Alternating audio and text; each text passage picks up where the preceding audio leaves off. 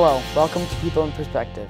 I'm Patrick Elias, and my guest for this edition is Kevin McOlgan, band director here at Riverside Brookfield High School. Welcome to the show. Thank you. I'm really glad to be here. Well, I'm glad you came. So, let's talk about how you grew up. Like your hometown, maybe? Sure. I'm always happy to talk about my hometown, Galesburg, Illinois. Galesburg. Yes, Galesburg is in western Illinois. It's about 3 hours away from here, very close to the Mississippi River. Home of Knox College. It's also where Carl Sandburg was born and raised. Carl Sandburg, the poet.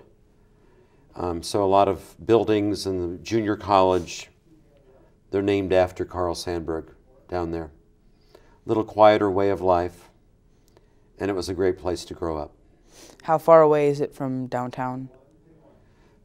You mean downtown Chicago? Yeah. Oh my gosh. Well, 3.5 hours. Oh. Normally. It's about 200 miles.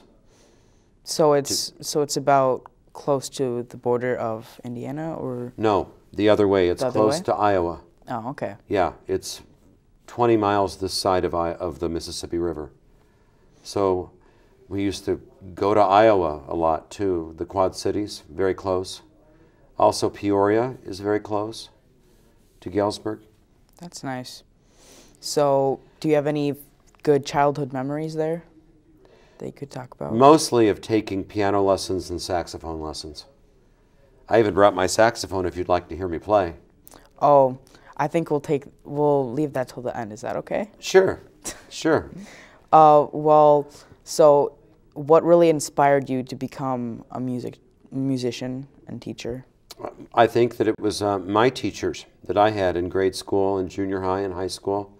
Also at the Methodist Church in Galesburg. I was very involved in the choirs there and played piano a lot. So I think it was a combination of all of my teachers that inspired me to go into music. When did you finally know that you really wanted to be into music, like high school, or was it earlier? Well, I always knew I wanted to be a teacher. I knew that from grade 2. I was fascinated with my teachers and the whole process, and I love being in schools. I think schools are very exciting places to be, and so I knew then that I was going to be a teacher, but I didn't decide I wanted to be a music teacher until high school.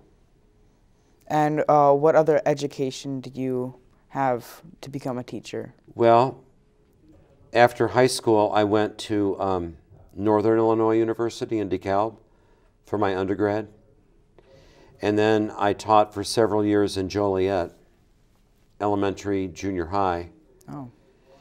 And then I went to the University of Michigan for my master's degree in Ann Arbor. And actually, I was back at Michigan working on the PhD, my doctoral degree, when the job opened at RB. So I stopped my doctoral work and came here and started teaching in 1994. Were there any other job offers, any other schools you were looking to teach at? No, actually I was on a year's leave of absence from my junior high, so I was actually planning to go back there. But then I got several phone calls from friends and colleagues saying that a very fascinating job had opened at RB. And at the time, a referendum had failed a few years before that, and so the music department was down to just one teacher. And we had a principal, Dr. Wilson, who wanted the program to be rebuilt. So she hired me to rebuild the program. And it was it's been a very exciting career here. How long have you been teaching here? This is my 19th year. Wow. Yeah. How are you liking it so far? Well, so far, it's been a wonderful, wonderful place to teach. I've had so many great kids over the years, and great parents supporting us in the music department. And of course, when I started, I was the only music teacher. And then we built the program to the point where Mrs. Morelli was hired, and she's done a great job with the choirs. And as you know, Mr. Baum, who was my student at Gross School, teaches here as well. So And I'm part-time because I actually retired last May. That's unfortunate.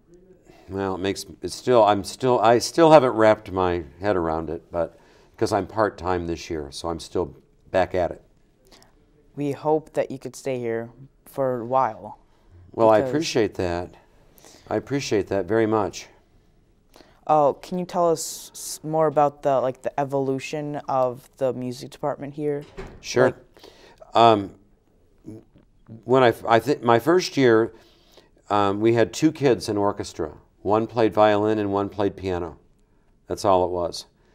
And I also taught choir because I have a vocal background as well as instrumental. And we had 34 kids in one choir.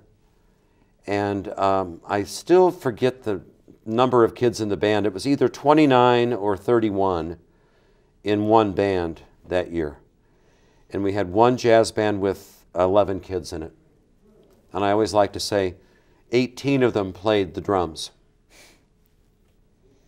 because I didn't have good instrumentation. So that's what it was like at the time. And then we just started building. I just started recruiting and getting to the junior highs a lot and the feeder schools. And in the hallways here at school, asking kids if they played or sang. And so it started building very rapidly. So within a few years, we had, as I said, we had enough in the choir program to hire Mrs. Morelli. And then later, we had an assistant for me. But now the roles are kind of reversed because I'm the assistant kind of to Mr. Baum. Well, I see that you've brought an instrument today. Yes, but I have to point out that I don't think that these coffee cups are Fiestaware. I collect Fiestaware. You do? And this is not Fiesta. So, but that's okay. That's okay. Is it? But whenever I see a coffee cup, I always have to look at the bottom to see if it's marked Fiesta. Anyway, I brought my soprano saxophone along. What will you be playing today? I don't know. I thought I'd just play a few tones and then see where I go. Okay. Sounds good. I thought I have to get this reed wet. As you know, you have to get your reeds wet too, right? You play the clarinet? Yes. Because without being wet, it will not produce a tone. So excuse me while I put the reed on and tighten the ligature and play a few tones to see if it's working. Okay.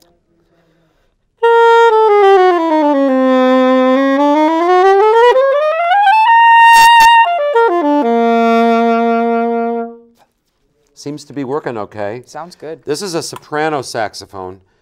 Many people feel that it's or think it's the clarinet, but it's really a soprano saxophone. The alto is the most common, and it has a curved bell.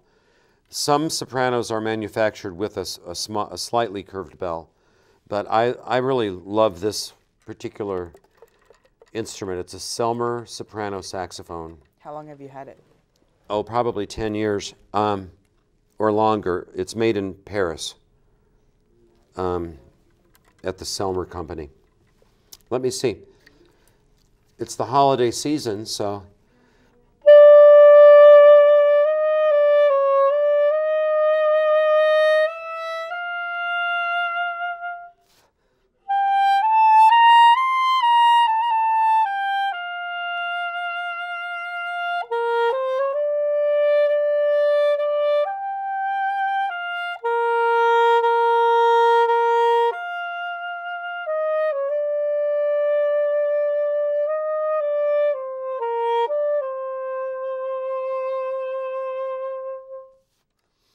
White Christmas.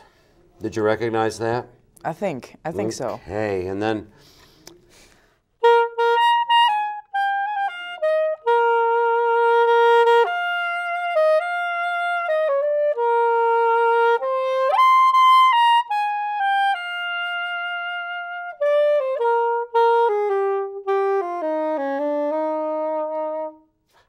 let it snow, let it snow, let it snow. Too bad it's not snowing right now. I know, I wish it were snowing. My favorite season is winter. Always has been. And I look forward to cold and snow. And it's been disappointing so far this year anyway. Yeah, and last winter was pretty warm too. Yes, yes. And it's not good for my hairstyle when that's a joke. Really? Because I'm starting to, you know, recede a little bit. Well, I think that's all the time we have today. Thank you for joining me on People in Perspective. I'm Patrick Elias, and thanks for watching.